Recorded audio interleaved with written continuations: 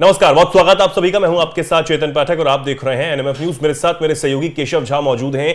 बात पड़ोसी अफगानिस्तान को लेकर, जहां बहुत बड़ी खबर जहां से सामने आ रही है।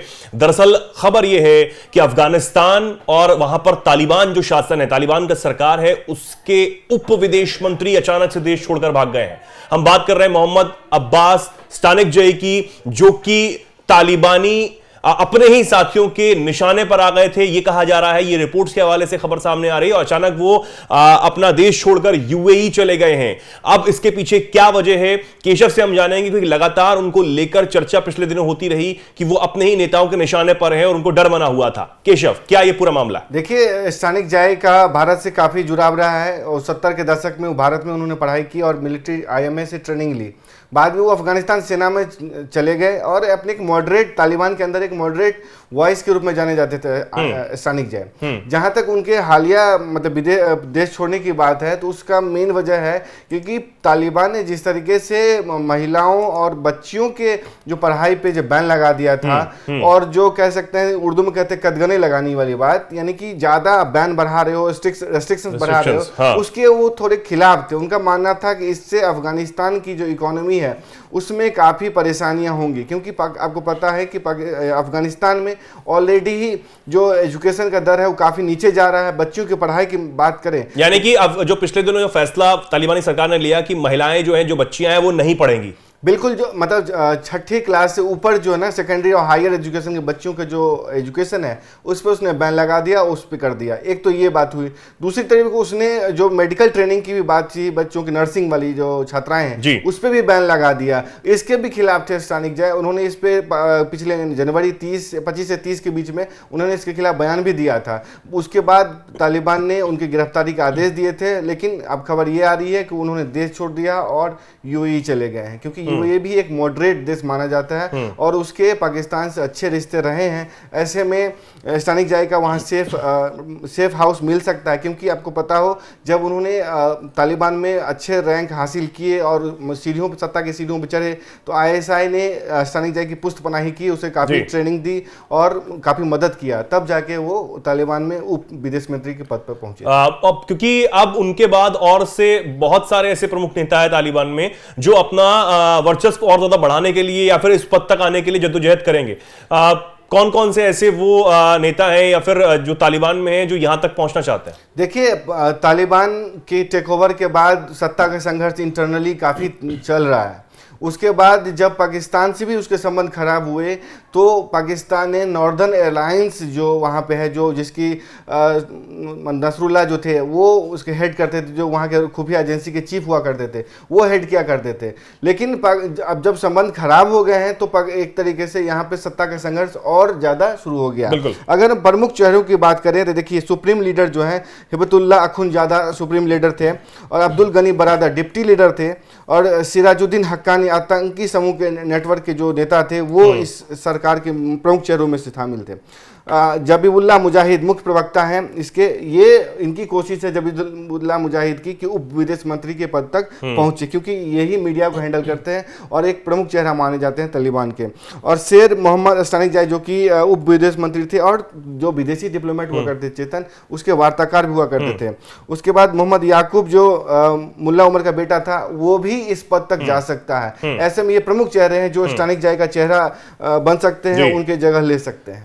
क्योंकि अब जिस तरीके से आपने बताया कि जो ये स्टानिकजई हैं वो किस वजह से देश छोड़कर भागे, अब आप देखिए कि अफगानिस्तान में तालिबानी सरकार है, उसकी चर्चा किस तरीके से वो महिलाओं को दबाने का काम, उन पर हिजाब प्रथा थोपने का काम करती है। कई और बहुत सारे फैसले जिनके बारे में मैं जिक्र करना चाहूंगा, जिनमें से छठी क्लास से ऊपर की जो बच्चियां हैं उनकी पढ़ाई पर पूरी तरह बैन लगा दिया था, पाबंदी लगा दी तालिबान सरकार ने, जिसके खिलाफ ही वो विदेश मंत्री थे। इसके अलावा बच्चियों पर, महिलाओं पर बाहर निकलते वक्त हिजाब पहनना जरूरी जो नियम है वो किया गया।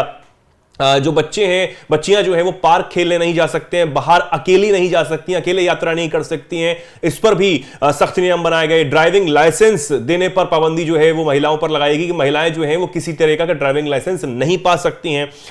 नौकरियां करने पर बैन लगा दिया गया तालिबान की तरफ से, और दुकानों पर जो महिलाएं हैं वो दुकानों के बाहर महिलाओं की तस्वीर वाले बोर्ड नहीं लगाए जा सकते, यानी कि महिलाओं को पूरी तरीके से दबाने का काम तालिबान ने किया। और अब केशव, मेरा आखिरी सवाल यही रहेगा कि इस पर जिस तरीके से अब ये फैसले एक के बाद एक लिए जा रहे हैं, एक तरफ तालिबान पूरी दुनिया से ये चाहता है कि उसको, उसकी सरकार को मान्यता मिले, भारत से वो यही चाहता है। हालांकि भारत जो है वो तालिबान से अपने रिश्ते जो है वो ठीक करने की कोशिश कर रहा है। तालिबान भी ज्यादा कुछ नहीं बोल रहा था अब तक। जब से 2021 में तालिबान शासन दोबारा आया तब से कहा जाने लगा कि वो मान्यता चाहता है, स्टेबल एक सरकार चाहता है, इसलिए वो दुनिया के लिए खतरा नहीं बन रहा है। अब तक हम यही देखते आए हैं। लेकिन उधर ट्रंप के आ जाने से और इधर जो अंदर ही अंदर तालिबान में हो रहा है, बहुत मुश्किल हो जाएगी तालिबान सरकार को मान्यता मिलने में। देखिए, मान्यता मिलना मुश्किल है, और दूसरी बात यह भी कि जो फंड की अपेक्षा कर रहा है यूएन से और यूरोपियन यूनियन से, उससे भी उसकी काफ़ी मुश्किलें हो सकती हैं। देखिए, जहाँ तक आपने गर्ल्स एजुकेशन की बात किया, तमाम तरीके की जो प्रतिबंधों की बात की आपने, इसका छोटा सा आंकड़ा ये बताता हूँ। 2019 में इस टेक ओवर से पहले 6.5 मिलियन बॉयज़ एंड गर्ल्स थे, लेकिन अभी तक 2022 की बात करें तकरीबन 1.4 मिलियन छात्राओं की कमी हो गई है, और ये जो आंकड़ा है बहुत कम हो गया, 5 के आसपास मिलियन जो छात्र हैं। और अफगानिस्तान में आपको पता है कि वैसे ही जो मेडिकल ट्रेनिंग की बात करूं अगर, तो वैसे ही जो प्रस्तुति के दौरान यानी कि डिलीवरी के दौरान जो और महिलाओं की मौत की बात है वो सबसे हाईएस्ट है। ऐसे में और मेडिकल ट्रेनिंग पे बैन लगाना ये बताता है कि ये तालिबान की पूरी कोशिश है कि उसे और स्टोन एज में भेजा जाए। और इधर वो भारत से, हाँ जी, जहां तक एजुकेशन की बात कर रहे हैं, तो अभी पाकिस्तान जो उसका पड़ोसी मुल्क है, उसने एक मतलब मुस्लिम लड़कियों की शिक्षा पर एक ग्लोबल कॉन्फ्रेंस का आयोजन किया था, जिससे तालिबान को छोड़कर के सारे देशों ने अटेंड किया, और तालिबान ने ना अपने प्रतिनिधि भेजे, ना ही उस पर कोई प्रतिक्रिया दिया, इनफैक्ट कह सकते हैं कि बाइकाट किया उसका। इसलिए बताता है कि उसकी प्रायोरिटीज क्या हैं।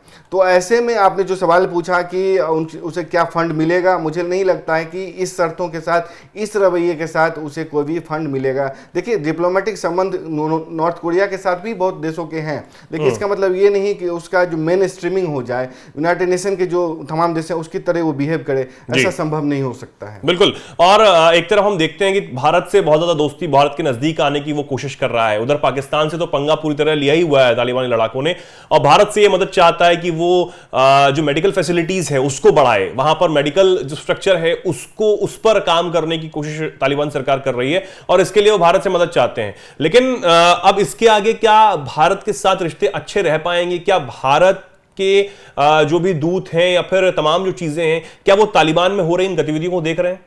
देखिए, जो भारत की बात करें, जो राजीव सिकरी जो गए थे वहां पे, तो राजीव सिकरी गए थे, उनसे मुलाकात जो हुई है तालिबानी गवर्नमेंट का ऑफिशियल से, उसका कहीं भी इन सब मामलों से लेना देना नहीं है। देखिए, भारत का एक अच्छे रिश्ते रहे हैं अफगानिस्तान से, तालिबान के बाद रिश्ते बिगड़े, पाकिस्तान ने उसको एक्सप्लॉइट करने की कोशिश की, और जब भारत एक तरीके से बैकफुट पे आया था, क्योंकि भारत की पूरी कोशिश रही है कि अफगानिस्तान का इस्तेमाल या पाकिस्तान किसी भी तरीके से भारत के हित को खराब करने के लिए नहीं। भारत की हमेशा कोशिश रही है चेतन कि अफगानिस्तान का इस्तेमाल जो सेंट्रल एशिया में जो ट्रेड रूट्स हैं उसके लिए किया जाए, लेकिन उसका मेन बैरियर पाकिस्तान रहा है, क्योंकि वो जो बाघा बॉर्डर जो लाहौर के रास्ते जो जाता है अफगानिस्तान से सेंट्रल एशिया तक, उसके रास्ते नहीं खोलता है। लेकिन भारत की पूरी कोशिश है कि वो संबंध अगर अच्छे नहीं हो सकते तो कम से कम खराब भी ना हो, न्यूट्रल हो, इसलिए बातचीत के रास्ते भारत ने खोले हैं। अगर तालिबान मतलब कह सकते हैं बातचीत के टेबल पर नहीं आता है, तो भारत कैसे इस महिलाओं, मानवाधिकार और शिक्षा वाले मुद्दे को भी तालिबान के साथ उठाएगा? बिल्कुल। अब मान्यता जो है उसकी अपेक्षा में, उसकी उम्मीद में तालिबान सरकार है, लेकिन इस बीच जो खबरें तालिबान की तरफ से अफगानिस्तान के अंदर से सामने आ रही हैं, वो हमें आपको बताना बेहद जरूरी लगा, और इसलिए हम आपके सामने आ गए। अब अफगानिस्तान में तालिबान सरकार जो शासित है उसमें अगर दो फाड़ होता है तो फिर क्या होगा? क्या पाकिस्तान तालिबानी सरकार पर हावी हो जाएगा, वहां की अफगानिस्तान पर हावी हो जाएगा? यह देखने वाली बात होगी, क्योंकि उप विदेश मंत्री का देश छोड़कर अचानक से भाग जाना एक बहुत बड़ी घटना इसे माना जा सकता है। फिलहाल के लिए केशव, बहुत बहुत धन्यवाद इस जानकारी के लिए, हमारे दर्शकों के लिए। और हमारे दर्शक इस पर क्या कुछ कहना चाहते हैं कमेंट सेक्शन में आप जरूर अपनी बात रखें, और ऐसे ही जुड़े रहें, देखते रहें NMF न्यूज। नमस्कार।